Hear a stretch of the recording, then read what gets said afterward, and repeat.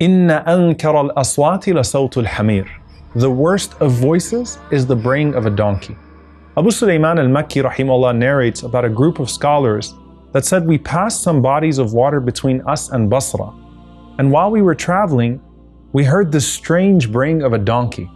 So we asked the people of that town, what is that noise, that braying of a donkey? And they replied that this was a man who used to live amongst us. And he used to be known for when his mother would speak to him, he would yell back at her and say, stop braying like a donkey.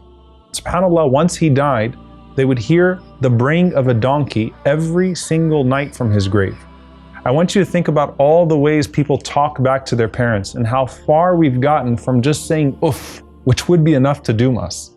We forget that some of the greatest tyrants are those who are tyrants to their parents. And that's why with Isa alayhi salam, Jesus the son of Mary, when Allah subhanahu wa ta'ala mentions him speaking from the cradle, he says, وَبَرًّا بِوَالِدَتِي وَلَمْ يَجْعَلْنِي جَبَّارًا شَقِيًّا. And Allah made me dutiful to my mother, and He has not made me a wretched tyrant. The thing is though, if you have a loose tongue, you'll eventually end up letting it loose in the worst of ways. The Prophet ﷺ said that Allah subhanahu wa ta'ala hates al-baligh min al-rijal. Allah hates the one who's excessive with their speech amongst men, who slaps his tongue around like the cow slaps his tongue. So how did you get here? If you just took Surah Al-Hujurat and you did a visualization of the grave through Surah Al-Hujurat, I want you to think about all the punishments and how they match. Allah Azza wa Jal says, لا يسخر قوم من قوم. Let not one group of you mock another group of you. So it starts with this, thinking that you're better than people and then using your tongue to degrade them.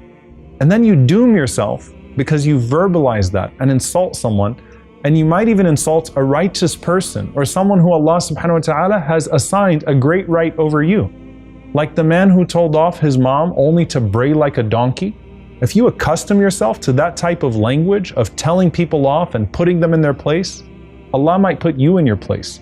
Because before he brayed like a donkey in the grave, he let his tongue loose like a cow.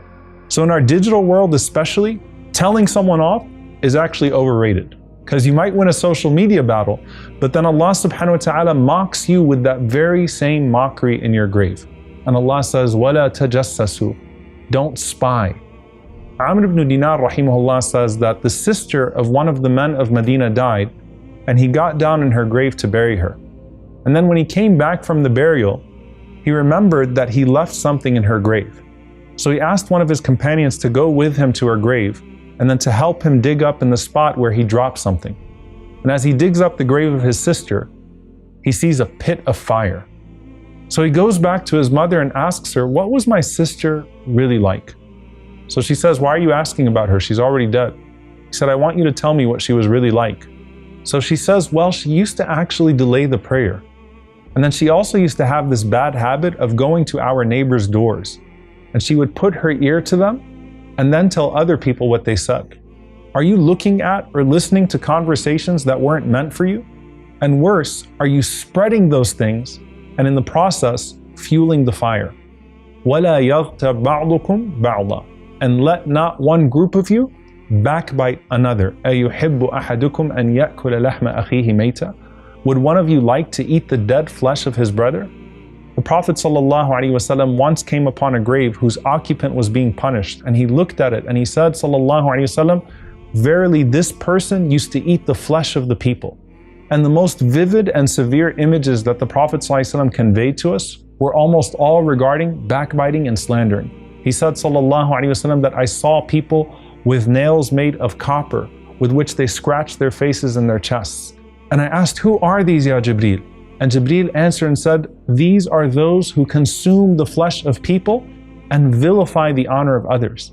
In one narration, the Prophet ﷺ said, I saw a man who was pinned down by another man, while a third person came and he put an iron hook in his mouth, and he would tear one side of his face off, and then he would tear the other. And by the time he tore the other side of the face, that side was restored, and he would go back again and tear and tear and tear and tear over and over and over again. I said, Ya Jibreel, who are they? And Jibreel alayhi salam says, as for the man you came upon, whose sides of mouth and nostrils and eyes were torn off from front to back, says this is the symbol of the man who goes out of his house in the morning and tells so many lies that it spreads all over the world. I want you to think about this. Imagine how regretful someone is right now in their grave for something that they found funny at the expense of someone else yesterday. And they made it harder for that person to show their face in public, burying them in shame. And that's why in one narration the Prophet ﷺ said, "Man ra'a awra fasataraha kana kaman ahya maw'uda." That whoever sees something which should be hidden and then conceals it will be like someone who brought life to a young girl that was buried alive. Secrets, vulnerabilities, being a witness to someone doing something they're ashamed of, these can turn into knives, brass knuckles of fire, all sorts of things if they find their way onto your tongue. So beware, O brothers and sisters, from the flesh of your brothers and sisters. It is not a joke at all. But on the other side, what if you conceal what is meant to be concealed? Then it's like a seed that is buried and will grow gardens in the barzakh, just like that description the Prophet ﷺ gave of a person who gives life to a girl that was buried alive. And what is the connection between that baby girl that's buried alive and concealing what is meant to be hidden? When you come across a weakness of someone, it's as if their reputation is now in your hands.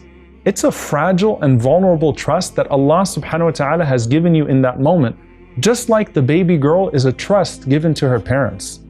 And they might violate that in the most horrific way by burying her alive. And you too do the same thing when you tear someone's honor and name and reputation in public. So what's the greatest way to protect yourself from this destruction? Remember when the Prophet ﷺ said that the believer will be flying around in the body of a bird, eating from the trees of jannah? One of the benefits of that is that trees are planted by what? By your dhikr. La ilaha illallah, astaghfirullah, subhanallah. So while people are cutting their flesh off and eating it, you can instead be enjoying the fruit of your subhanallah, alhamdulillah, la ilaha illallah, Allahu Akbar. Keep your tongue busy with that and avoid the gatherings of people who busy you with other than that. And the next time you feel pressured to drive to go be with people who backbite, remember instead the flying of the believers to each other on the branches of paradise in barzakh and say, I want to be one of those birds, not one of those people who are eating their own flesh. And while you're sitting in your gathering today with the living and still letting that joke or that gossip slide, remember that someone who was with you yesterday is at the exact same moment now eating their own flesh as a result. Just as the wudu on a person's flesh will be light on the day of judgment, the darkness of your tongue will lead to your flesh literally being ripped apart. And if a person uses his tongue to light others on fire with backbiting and slandering, then that tongue will turn into a fire for him. And the Prophet ﷺ said the number one reason for people falling into the fire on the day of judgment is the tongue. But what's the number one reason for which people are punished in their graves?